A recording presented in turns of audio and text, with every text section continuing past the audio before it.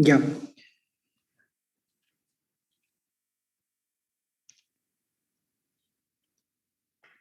Bien, entonces vamos a ver lo que es el concepto de geodesia. Fíjense lo que estamos observando ahí, ¿no?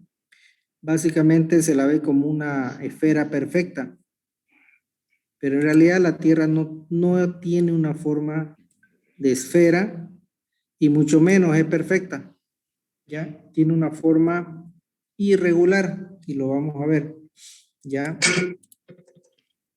La geodesia básicamente determina la forma, tamaño y las características de su campo gravífico exterior de la Tierra, ¿ya? Pero fíjense que encima del dibujo anterior hemos puesto una elipse, ¿ya? Se denomina una elipse porque tiene dos componentes, ¿no? Tiene dos lados y son diferentes. Es decir, que la componente A es mayor que la componente B. Entonces, cuando ustedes se acuerdan que pasamos geometría, cuando dibujamos una elipse nos generaba en base a dos valores, dos componentes, la A y la B. Entonces, la B es más chica y nos genera un pequeño achatamiento. Nosotros en geodesia utilizamos esta elipse como una función matemática para poder realizar los cálculos, ¿ya? ¿Por qué? Porque en una superficie irregular es muy difícil generar y realizar los cálculos, ¿ya? Bien, entonces la geodesia básicamente es la ciencia que efectúa mediciones sobre grandes extensiones de la Tierra. La topografía, en cambio, utilizamos mediciones en distancias cortas, es decir, una poligonal de 4, 3 kilómetros, 1 kilómetro y una medición de un terreno de 300, 1000 metros, 2000 metros. Entonces, no está aplicada ahí alguna deformación natural. En el caso de la geodesia sí se aplica una deformación, ¿no? Que la vamos a ver más adelante. Entonces, en la geodesia tenemos dos objetivos principales, que es el práctico y el científico. Básicamente el práctico es determinar posición sobre la superficie de la Tierra y establecer un marco de apoyo a las mediciones de detalle. ¿Cuáles son las que se apoyan? Por ejemplo, el área de la topografía, el área de la cartografía, el área de la fotogrametría. Son las áreas que se apoyan en este marco de referencia que nos sirve para poder medir ya, digamos, por ejemplo, si ustedes tienen un proyecto de una carretera, de una vía de comunicación, ¿qué es lo que necesitan? Puntos de control, ¿no? Para ubicarla, georreferenciarla en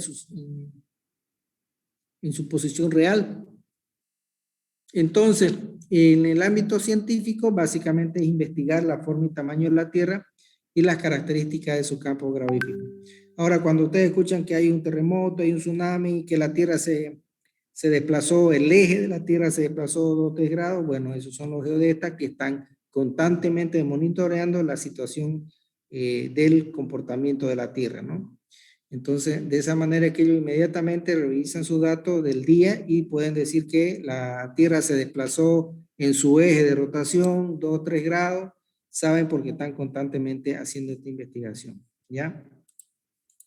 Entonces, el objetivo básico práctico, fíjense, yo estoy instalando con un instrumento, una estación total, y estoy haciendo observaciones sobre la Tierra, ¿ya? Es decir, puntos sobre la Tierra y le estoy dando valores como son latitud, longitud 1 y altura 1.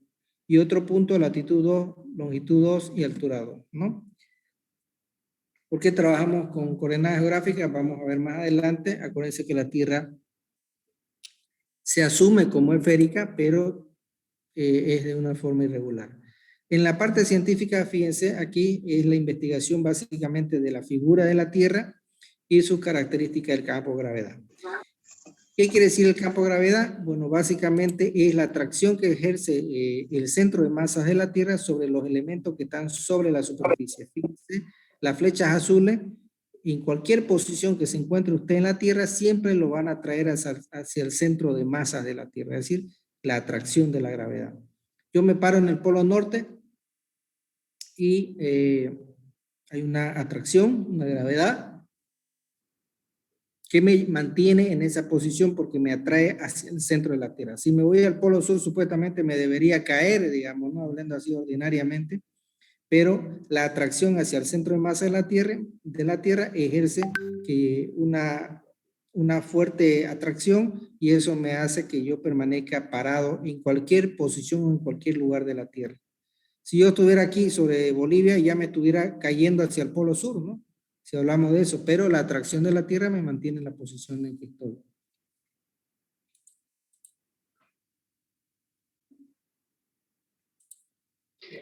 Entonces, vamos a ver un poquito sobre la historia y desarrollo de la Tierra. Aquí ustedes pueden ver toda la evolución en esta gráfica. Fíjense que a la izquierda estamos haciendo observaciones de las estrellas. Y así se ubicaban, como para determinar la longitud, la posición geográfica, ¿qué hacían? Se ubicaban observando las estrellas en la noche. Los navegantes, ¿qué hacían? Observaban las estrellas para poder ver cuál era su curso al día siguiente. Posteriormente usamos instrumentos ópticos para hacer observaciones angulares y determinar mediante cálculo los valores y la posición de cada uno de los vértices que estamos observando. Y la tercera gráfica ya es, fíjense, la observación de satélites, es decir, poner vehículos espaciales sobre el espacio y ellos generan una frecuencia radio en la cual nosotros en tierra recibimos la frecuencia y por compatibilidad de los datos tenemos la posición donde nos encontramos. Esto lo vamos a ver al final. Bien, entonces vamos a ver lo que es el desarrollo de la geodesia. Viene marcado por los siguientes hechos y fechas más importantes, como son la civilización antigua, los egipcios, los griegos, Claudio Ptolomeo, caída del Imperio Romano y el descubrimiento de América. Y el siglo XVIII, el siglo XIX y actualmente el siglo XX. Y bueno, estamos entrando al siglo XXI, ¿no? Bien, las civilizaciones antiguas, bueno, desde las primeras civilizaciones el hombre siempre se vio con la necesidad de establecer puntos fijos de referencia para poder orientarse, ¿no? Durante su desplazamiento, de exploración, comercio, conquista o aventura. Ya, para marcar las rutas de viaje utilizaban montones de piedras de cierta distancia, o sea, entre distancia y distancia, por decirlo de un cerro a otro cerro, veían un pico muy particular y esa era su referencia para seguir camino, ¿ya? Entonces era una ubicación en la cual ellos de retorno también ubicaban el mismo pico y seguían el camino y podían llegar a su destino. También se aprendieron a utilizar las estrellas y algunos se hicieron expertos en descifrar el misterio de las leyes del movimiento de los cuerpos celestes, cómo se desplazaban, y ahí nacieron todas las teorías de lo que vamos a ver más adelante sobre el comportamiento del Sol, la Tierra y las estrellas, ¿no? La necesidad de conocer las mejores fechas para efectuar las plantaciones y cosechas de los cultivos, ¿no? Eso también motivó a introducirse en el conocimiento de la ciencia, la astronomía y la geodesia, ¿no? Por eso que ya aparecieron las temporadas de zafra, de cosecha, de siembra, temporada de invierno, temporada de verano. ¿Y por qué? Porque habían productos que sí podían cosecharse en determinadas épocas del año y en otras épocas, aunque ustedes le den todas las condiciones, no podían tener un producto.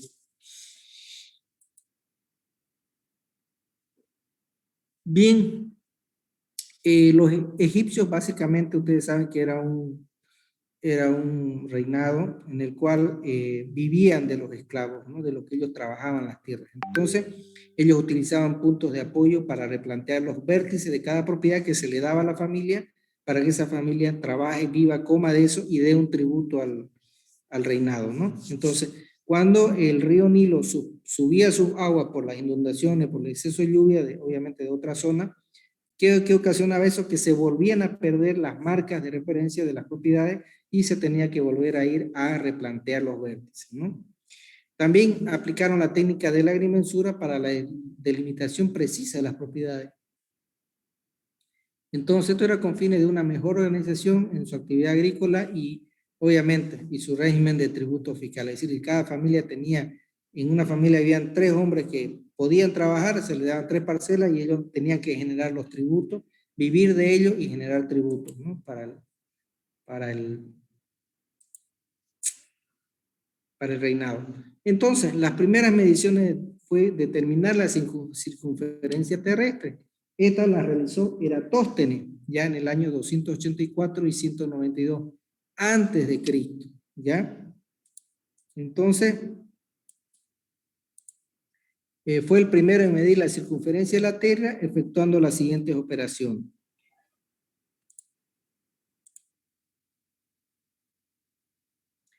¿Qué hizo? Observó que el mediodía Ya, porque toda cebolla. Ya, al mediodía, el 21 de junio, el sol no arrojaba sombra en Sieme, ¿ya?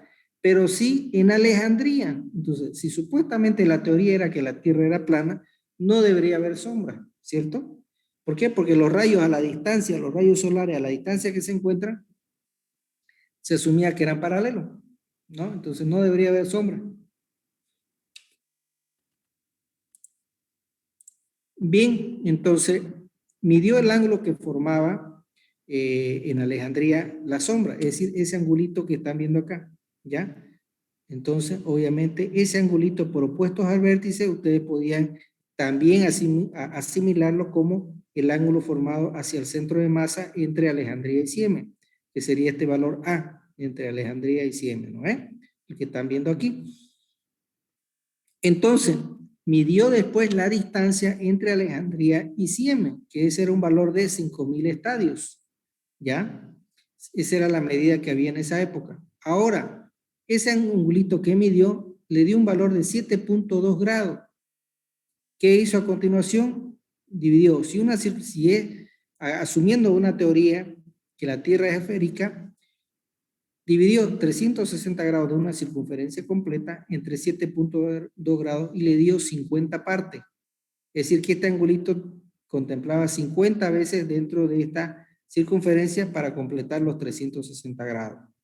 Entonces, la circunferencia terrestre se calculó 5.000 estadios por 50 partes, es decir, 50 veces esta distancia daba la circunferencia completa y nos dio 250.000 estadios.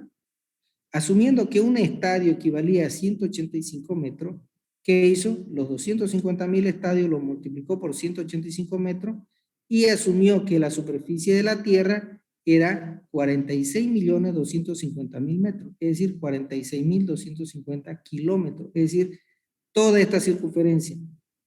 Bueno, eso fue lo que Eratóstenes determinó en el año 284 y 192 antes de Cristo, ¿ya? En esa época no había muchas técnicas de medición. Esto básicamente con teorías de que los rayos solares eran paralelos y que supuestamente si la Tierra era plana no debería haber sombra y si hay sombra es porque la Tierra era esférica. Entonces asumió esta teoría y pudo determinar. Fíjense que es un cálculo simple, pero básicamente tenía muchas teorías, ¿no? Entonces, comparando el valor que obtuvo él de 46.250 kilómetros con el valor actual, ya que son 40.010 kilómetros, básicamente este resultado tiene una alta precisión, básicamente por los medios en los que contaba él para hacer estas mediciones y sobre todo determinar la circunferencia terrestre, ¿no? Entonces, básicamente hay que tomarlo en cuenta esta medición que se hizo en su tiempo, ¿no? Bien, Claudio Ptolomeo, ya en el siglo II después de Cristo, fíjense, ya introdujo el concepto de lo que era latitud y longitud, básicamente a través de líneas horizontales y verticales, ¿no?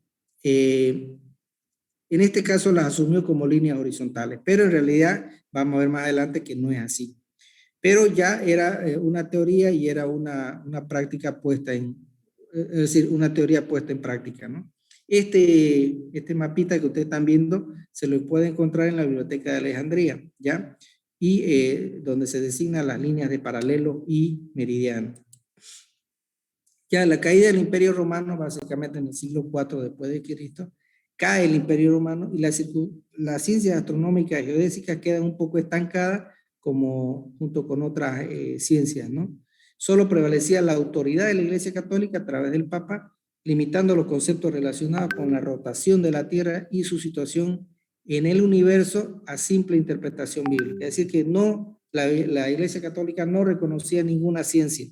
Y él decía que la Tierra rotaba sobre su propio eje, ¿no? Y en el universo, básicamente a eso. Entonces, el sabio italiano Galileo Galilei es enjuiciado por la Iglesia al haber afirmado que la Tierra giraba en torno a su eje, es decir, ella misma giraba en torno a su eje y alrededor del Sol, expresando que no era el centro del universo como erróneamente sostenía la Iglesia, que la Iglesia decía que rotaba en su propio eje y no había más. y el Sol giraba en torno a la Tierra. Entonces, al sacar esto, al sacar esto, Galileo Galilei fue enjuiciado y fue, me parece que lo mataron, ¿no? Después viene el descubrimiento de América, ya, bueno, básicamente antes del descubrimiento en 1492, España y Portugal competían con la Convención de Cartas Oceánicas para encontrar un camino, sobre todo, a las Indias en busca de las preciadas especies. Las especies son lo que ustedes conocen ahora, los condimentos, lo que le da sabor a la comida. Entonces, básicamente, fíjense, aquí tenemos lo que es España y Portugal, ya este rojo es España y el azul es Portugal. Entonces, fíjense, ellos tenían que hacer este recorrido para llegar aquí a las islas de las especies, es decir, circundar todo el continente, ya ir a hacer varios puestos, de modo que colonizaban y al mismo tiempo llegaban a este lugar. Pero, ¿qué ocurrió? Que decidieron probar otra ruta. Ellos no sabían que existía el continente americano, entonces dijeron, si nos vamos por el otro lado, vamos a llegar básicamente más rápido a la isla de las especies, ¿ya? Y ahí accidentalmente fue que descubrieron el continente americano, ¿ya? Ahí está la ruta de Vasco da Gama de Portugal, la línea blanca. Esta línea punteadita supuestamente era la línea imaginaria que Colón iba, por lo cual iba a llegar acá a la isla de las especies. Y la ruta roja es el recorrido que hacía Magallanes. ¿Ya? Este también vino, una vez ya habían descubierto este continente, vino por esta zona, explorando por el lado sur, mientras también conquistaban lo que es ahora Brasil, y siguieron camino y encontraron lo que es el estrecho de Magallanes, que es un estrecho entre Tierra del Fuego y el continente americano, y por ahí pudo cruzar y llegar a la isla de las especies. De ahí continuó el viaje por el contorno de África y pudo volver a lo que es Portugal, ¿no? Ya en el siglo XVIII, los navegantes portugueses, español e inglés incorporaron lo que se denominó el sextante, la brújula y los catálogos estelares, ¿no? Junto con el reloj, facilitaban la determinación de una posición en el océano, o sea, en el mar. ¿Qué hacían ellos? Observaban las estrellas y generaron un catálogo de estelares de la ubicación de las estrellas, y con la brújula podían ubicarse respecto al norte, y con las observaciones estelares podían ver su longitud, es decir, un valor de la longitud, y con la hora del día podían determinar la latitud, ¿ya? Eso era, de esa manera podían ubicarse en el océano. Entonces, Cassini y Picard, que eran dos geodestas franceses, efectuaron las mediciones geodésicas por triangulación, que es la triangulación que ustedes están observando, en forma de triángulo. Con estas mediciones que realizó Cassini, determinó la forma de la Tierra era achatada en el ecuador y abultada en el polo, ¿no? Con esas mediciones, él sacó esa teoría, que la Tierra tenía esta forma, ¿ya? Achatada en la línea del ecuador y abultada en los polos. Esto generó una controversia con el científico Newton Cassini, o sea, una controversia entre Newton y la teoría de Cassini, ya que Newton decía que la Tierra era achatada en los polos y abultada en la línea del ecuador, como realmente es, ¿no? Ahora lo que estamos viendo. Entonces, con las mediciones de triangulación geodésica efectuadas cerca al ecuador y al polo norte, se llegó a ratificar la tesis de Newton, ¿ya? Es decir, que se hicieron entre Cassini y Newton mediciones en la línea del ecuador y en el polo norte, y de ahí se determinó que la Tierra tenía esta forma, era achatada en los polos y abultada en la línea del ecuador, ¿ya? Bien, ya en el siglo XIX, es en el año 1800, la forma de la Tierra había sido asimilada a un elipsoide de revoluciones y su tamaño definido con los valores de la componente A de 6.376.568 metros y la componente B, que es el semieje menor, 6.355.188,559 metros, ¿no?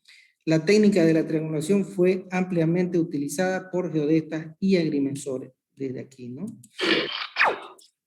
Ya en el siglo XX, con la invención del distanciómetro electrónico, la triangulación es desplazada por la poligonal electrónica, medición de ángulos y distancia. Entonces, la triangulación que vimos hace rato, que era esta, ¿ya? ¿Cómo calculaban esta? Solo lecturaban los ángulos y por cálculo de la ley de los senos y los cosenos se determinaban estos lados, ¿no? Posteriormente, ya con ¿Cuál era el distanciómetro? Era un instrumento que medía ángulos y hacía un disparo de un láser y se podía determinar la distancia, por eso es distanciómetro.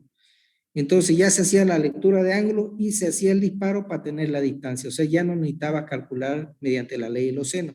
Entonces en cada estación te parabas y lecturabas todos los ángulos y se hacía el disparo de la distancia. Entonces tenías distancia y organizabas en la misma triangulación ya la poligonal, ¿no? Bien, estos trabajos geodésicos estaban ligados a los sistemas de referencia más bien locales sin efectuar enlaces entre ellos. Es decir, que Bolivia tenía su sistema de referencia y se encerraba Bolivia en su sistema. Argentina, Chile, Brasil, Perú, Colombia, Ecuador, todos los países tenían su propio sistema de referencia. Variaba en metros, pero variaba, ¿no? Entonces, esa era la técnica que se utilizaba. Ahora, el 4 de octubre ya de 1957, con el lanzamiento al espacio de los satélites artificiales, esto fue hecho por la Unión de Repúblicas Socialistas, abrieron la carrera hacia la técnica de la geodesia por satélite, ya era una nueva técnica desarrollada. Bien, entonces los Estados Unidos crean el sistema Transit para posicionamiento en base a señales Doppler, ya emitidos por estos satélites y captadas por el receptor. Este no es el mismo satélite Landsat ni HERS, es otro sistema porque este genera solo señales de radio. Entonces este es un satélite Transit, se llama. Posteriormente coloca en órbita la constelación de satélites NAVSTAR, eso se denomina el satélite americano. Fue el pionero. Tampoco los satélites de este sistema NAVSTAR son 32 satélites. No tiene nada que ver con los satélites que toman imágenes, ¿ya? También los satélites que toman imágenes trabajan con frecuencia de radio, pero estas son otra frecuencia, otras longitudes, ¿ya? No tienen nada que ver, son otra constelación. Estos entonces forman lo que se denomina en teoría el sistema de posicionamiento global, que actualmente sigue en funcionamiento y ustedes lo tienen hasta en su teléfono ahorita, ¿no? Porque recibe señales de frecuencia y ustedes dan su ubicación y está trabajando este sistema en su teléfono. Los rusos también ponen en funcionamiento en la constelación de satélites denominado GLONASS, Global Navigation Satellite System, ¿ya? Que se encuentra en operación independiente a el NAVSTAR, que es el GPS que se conoce. Entonces, cuando ustedes se compran un equipo GPS, la combinación GG quiere decir GPS GLONASS, es decir, que trabaja con los 18 satélites rusos y los 32 o 34 satélites americanos. Entonces, sin quedarse atrás, la Comunidad Europea también ha diseñado el sistema de satélite Galileo, ¿ya? Para el posicionamiento de alta precisión, ¿no? Que ahorita está en operación con unos 8 o 10 satélites. Finalmente surge dentro de esta rama de la geodesia el área de la geomática, que es una ciencia aplicada básicamente a base de datos y diseño gráfico, es decir, metemos lo que es datos alfanuméricos y la parte gráfica, que es un dibujo, que ese dibujo lo podías elaborar en un AutoCAD, en un programa CAD, y lo llevabas a un sistema de información geográfica. Entonces, ¿qué hacían? Fusionaba lo alfanumérico con la parte gráfica y tenías un sistema de información geográfica, ¿ya? Esto nos servía para un análisis, obviamente. A este sistema de información geográfico también le podía introducir imágenes del satélite para también apoyarse en lo que es un proyecto, ¿no? Bien, y también ahora ya con el sistema de posicionamiento global, ya la geodesia, la topografía y la cartografía básicamente van desarrollándose con mucha tecnología, ¿no? La primera parte. Entonces, las observaciones, técnicas de observaciones que hay, perdón. Ya, las técnicas de observación, bueno, básicamente tenemos las astronómicas, que es ponernos sobre la superficie de la Tierra y determinar un azimut de referencia terrestre, barrer el ángulo hacia una estrella y determinar el valor, o sea, su azimut hacia esa estrella, ¿ya? Y de ahí podíamos determinar mediante ángulos horizontales la posición, es decir, que teníamos la altura y teníamos el ángulo horizontal que nos generaba la posición de la estrella. Entonces, ¿qué hacíamos en este tema de la astronómica? Se medían los ángulos cenitales y los ángulos horizontales hacia las estrellas.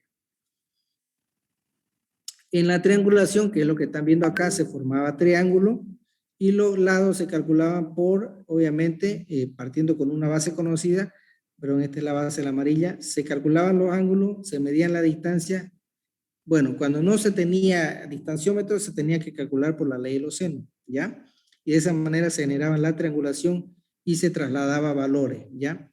La trilateración también se medían los lados y se calculaban los ángulos de los triángulos.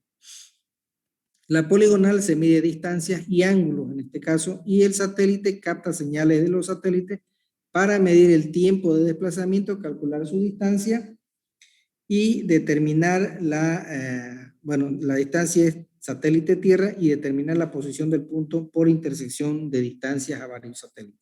¿Qué es lo que están viendo aquí? Tenemos 3 satélites acá arriba y estamos posicionados acá. Entonces este receptor que está aquí en tierra recibe toda la frecuencia y de esa manera determina la posición de un punto.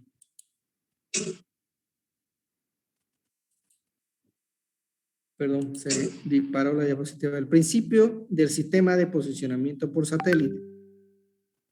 Bueno, básicamente es un método que utiliza mediciones de tiempo que tarda la señal en llegar desde el satélite hasta la Tierra, en base a lo cual se determina la distancia satélite-Tierra o Tierra-satélite, para calcular la posición por intersección de las distancias a diferentes satélites. Fíjense.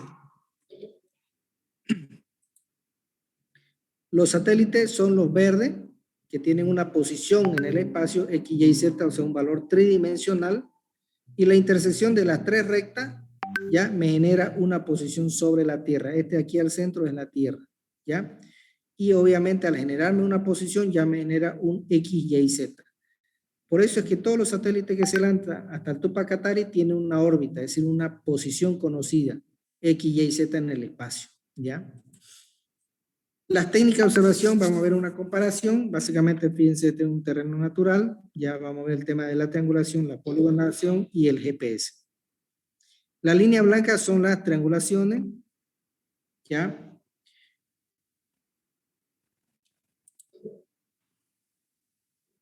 Ahí ponemos un punto, puede ser un GPS para arrancar si ustedes quieren.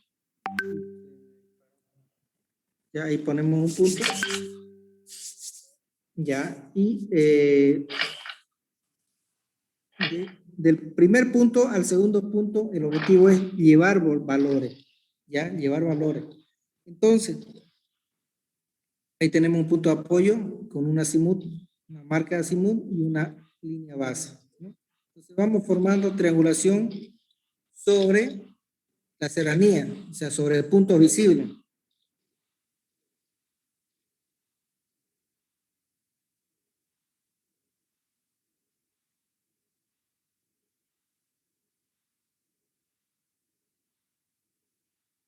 Ahí está, ¿no? Entonces, ¿qué es lo que tenemos? Una triangulación con observaciones de ángulo. Y la poligonal ya es el producto de esa triangulación que ya la vamos a simplificar, ¿no? Ahí está, ¿ves? Estamos armando la poligonal.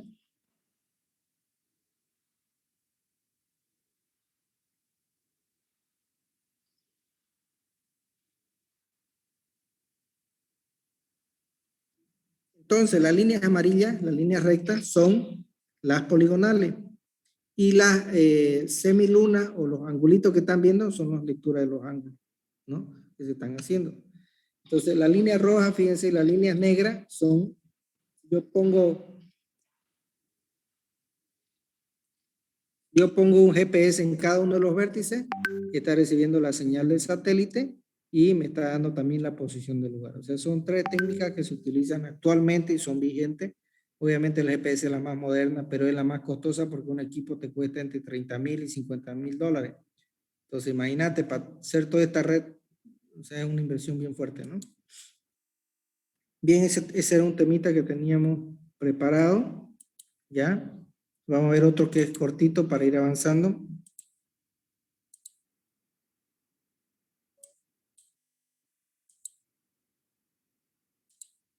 Bien, vamos a ver lo que es las redes geodésicas en Bolivia, ¿ya?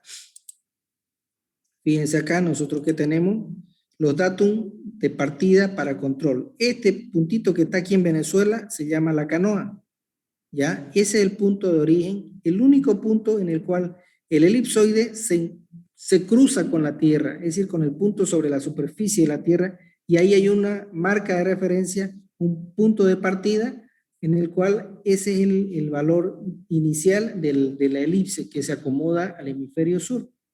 ¿Ya? Entonces ese punto se llama la canoa y el punto de origen para el elipsoide es Hayford, que se llama, que tiene para el semieje mayor 6.378.388 metros y para el semieje menor B 6.356.911.946. Estamos hablando de este punto rojito que están viendo en la imagen. El PESAT 56 se estableció como datum original para el continente americano, ¿ya? Eso fue un estudio de toda la comunidad geodésica de todo el país. De ahí fue que partieron todas esas triangulaciones, fíjense, por todo el continente, y Bolivia tiene por el camino troncal y por la zona sur, que era zonas mineras, y obviamente antes Bolivia era una zona solamente minera, entonces por eso tiene una red mayor en la zona sur, y después se dio la vuelta y se volvió a llegar a este lugar, ¿no? Entonces fíjense que tenemos bastantes puntos por todo el continente en base a este punto de partida, el origen de el elipsoide para el hemisferio sur, ¿no? Y todos estos puntos de acá también son parte de la red. Aquí está Santiago, aquí está el campo Inchauste, aquí está Yacaré, Chúa, entonces son diferentes puntos que están dentro de lo que es la red, ¿no? Acá tenemos la red geodésica horizontal, convencional, triangulación y trilateración, por ese método se hizo, entonces se tiene 533 estaciones de triangulación y 7 estaciones de trilateración. En total son 540 puntos trigonométricos en lo que respecta a Bolivia, ¿ya? A esa red hay que sumarle esta red geodésica horizontal convencional, que es una poligonal electrónica, que son 177 estaciones. O sea, a la anterior hay que sumarle esta, ¿ya? También hay que sumarle a la red geodésica horizontal convencional las observaciones astronómicas, que son 79 estaciones en diferentes lugares del país. Perdón, son estaciones de apoyo a la red de triangulación y trilateración. Es decir, se verifican los datos, son controles para ver cómo están las observaciones en esos lugares, si están bien. También se apoya y hay que incorpora también estos puntos que son la red geodésica por satélite, son estaciones Doppler, GeoSaver, son 165 estaciones adicionales también que apoyan a las anteriores para tener puntos de control por todo Bolivia. Esta red geodésica por satélite también ya la más moderna son sistemas de referencia geodésico para América del Sur, que se denominan con sus siglas en inglés CIRGAS. Ese proyecto CIRGAS nació en el año 95, son redes que están trabajando, bueno, la campaña CIRGAS funciona 10 días continuos durante 24 horas al día, sesionando con GPS estacionario, y eso le ayuda también para corregir el marco de referencia del continente, porque el proyecto CIRGAS es un proyecto para toda América, y ahorita ya está incorporado Centroamérica y Norteamérica, lo que sería Canadá, Estados Unidos y México y todo el continente, ¿no? Entonces ya es un proyecto CIRGAS para todo el continente. ¿Qué es lo que hace esto? Monitorea el desplazamiento de las capas tectónicas y ver si hay alguna variación, ¿no?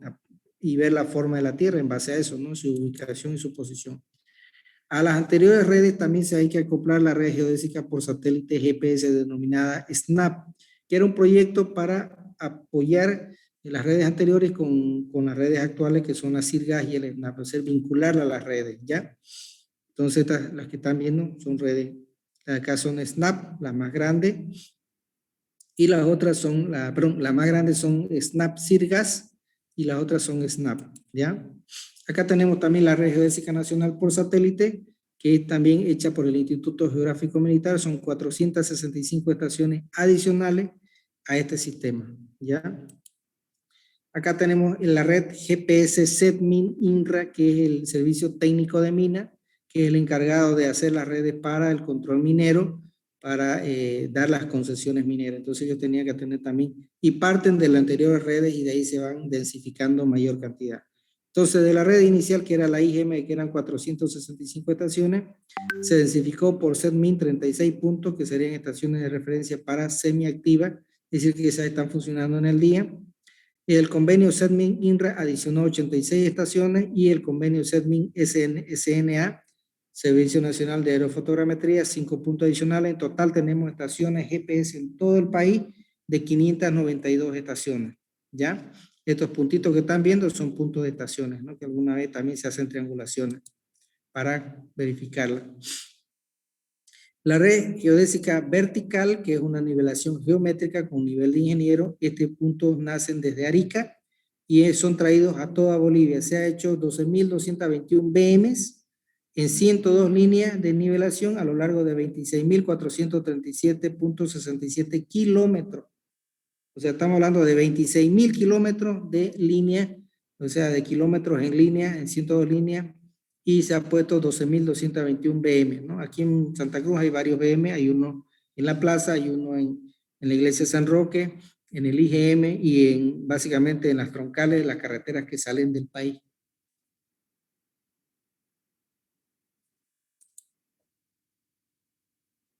Para apoyo de las anteriores redes también está la red gravimétrica y geomagnética, es decir, estas nos ayudan a determinar las alturas en diferentes lugares con una altura absoluta. La geométrica, que es la nivelación con ingeniero, con nivel de ingeniero, es una nivelación relativa.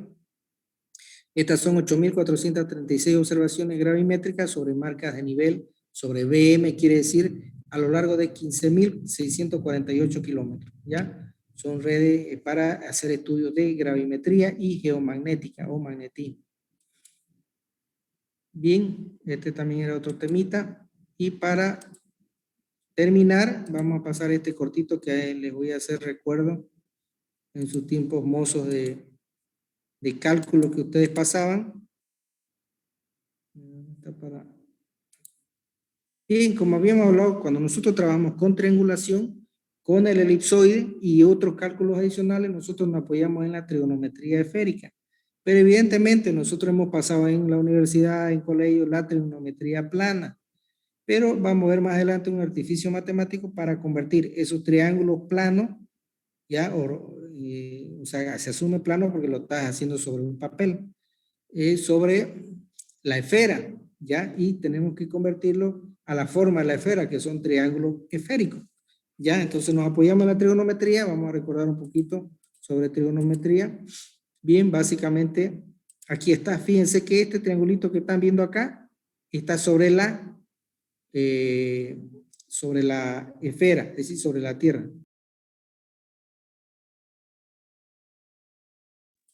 Perdón, que estaba por estornudar. Fíjense, si este es sobre la Tierra, este triangulito, y es un triángulo esférico, ¿qué tenemos aquí? El radio hacia el centro de masa de la Tierra, ¿cierto? Entonces esta R refleja el radio. Este triángulo lo vamos a agrandar aquí. Fíjense, tenemos alfa, beta y gamma, que son triángulos internos, y tenemos los lados A, B y C. Ahora, esta proyección del radio hacia el centro de la Tierra también nos genera un ángulo, fíjense, que serían estos, el C, que tiene un sombrerito, el B, que sería este otro sombrerito, y el A con sombrerito, que sería este. Estos ángulos pequeñísimos están aquí, casi llegando al centro de masa de la Tierra, esos ángulos que forman ahí. Ya, entonces, ¿qué métodos podemos utilizar para desarrollar estos cálculos? Básicamente tenemos la ley de los senos, ¿ves? Seno de este triángulo, de este angulito pequeño que está aquí, que está con un sombrerito, que es un apóstrofe, va a ser igual al seno de alfa por el seno de también este ángulo que está aquí interno, ya que sería, fíjense, tiene un sombrerito. O también podemos utilizar la tangente de B, de este ángulo de acá, interno, por la cotangente de beta, ¿no? Que sería este ángulo de acá externo sobre la superficie de la Tierra. Igual podemos utilizar esta otra fórmula que sería el seno de B con sombrerito igual al seno de beta por el seno de C con sombrerito, que es igual también que podemos utilizar este valor tangente de A con sombrerito por cotangente de alfa. Es decir, si yo quiero saber el seno de B con sombrerito, puedo usar o bien esta relación o bien esta otra relación, ¿ya? También está la ley de los cosenos, ¿no? Puedo usar el coseno de C para determinar este valor, va a ser igual al cotangente de alfa por cotangente de beta. O puedo usar coseno de A con sombrerito o coseno de B con sombrero. El coseno de alfa puedo utilizar el coseno de A con sombrerito por el seno de B. que puede ser igual también a la tangente de B con sombrerito por cotangente de C con sombrero, que serían estos ángulos internos, es decir, los que están aquí, ¿ya? El coseno de beta puede ser igual a aplicar esta fórmula acá, que es coseno de B sombrerito por seno de alfa, o igual a tangente de A con sombrerito por cotangente de C. Bien, teniendo esta fórmula, nosotros podemos ir calculando algunos elementos. Por ejemplo, si tenemos alfa, que sería este ángulo de aquí, y tenemos C, este lado de acá, es decir, la distancia, que serían 16 kilómetros, en metros, 16.960.341 metros. Por ejemplo, si queremos calcular este valor de A, este valor de aquí pequeñito, ¿qué vamos a hacer? Podemos utilizar esta fórmula, que va a ser seno de alfa por seno de C sombrerito, ¿ya?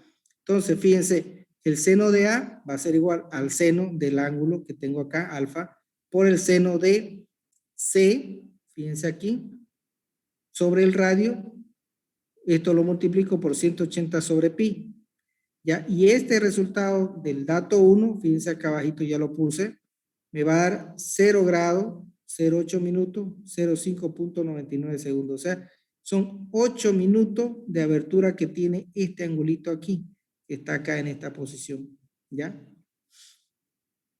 Bien, entonces, ahora, aquí está A, fíjense, ¿ya? Y yo necesito determinar el A sombrerito. ¿Qué puedo hacer? Yo tengo el radio, tengo un radio promedio de la Tierra que son 6.370.000. Entonces, aplico esta fórmula y voy a tener este angulito que está aquí, ¿ya? Solo conociendo esta distancia también. Entonces, A va a ser igual a sombrerito, o sea, este ángulo interno va a ser A por 180, o si no, A dividido entre R por 180 sobre pi. De esa manera puedo determinar este angulito también, ¿ya? Acá tengo otra relación también. Si quiero saber los valores en radianes, ya X radianes va a ser igual a sombrerito por 180 sobre pi, ¿no? Dependiendo cómo ustedes vayan a calcular.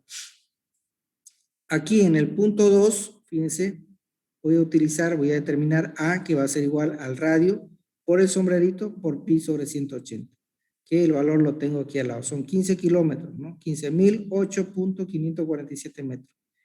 B, que es B y alfa, también ya lo calculé aquí. Por ejemplo, beta, B, el ángulo B, sería 27 grados, 45 minutos, 29.2. ¿Cuál sería B? Este de aquí, que estamos viendo acá. ¿Ya? Entonces, este de aquí ya ustedes pueden, pero este es el sombrerito, ¿ya? Y este es beta, este de aquí es beta. Beta sería este ángulo de acá.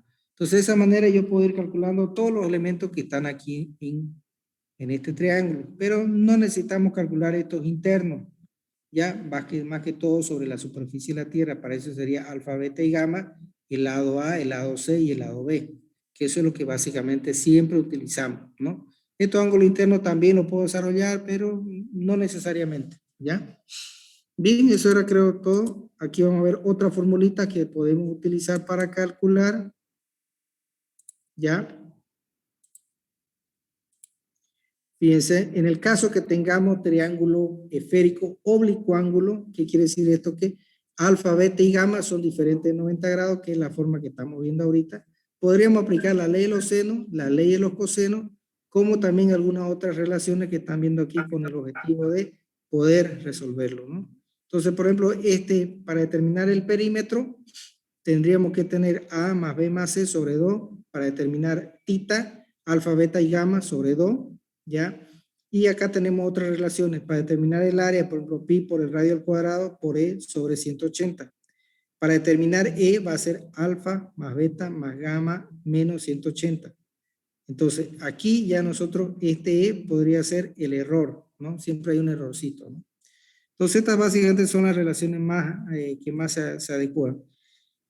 Esto es entrar en geodesia, como decir, geodesia 2, ¿ya? Nosotros solamente lo nombramos para que ustedes vean de cómo se obtienen los datos y más adelante vamos a ver ya los cálculos que vamos a tomar de la materia, ¿ya? Bien, jóvenes. ¿Alguien tiene alguna consulta, alguna duda? Hoy estamos avanzando al tema 1, 2 y 3, ya está en la plataforma, lo pueden descargar y en la próxima clase vamos a hablar sobre el proyecto para que el práctico, para que lo elaboren. Eso es cálculo, así que básicamente lo que vamos avanzando, ustedes lo van elaborando, ¿no? Es sencillito. Ay, perdón, había estado sin cámara.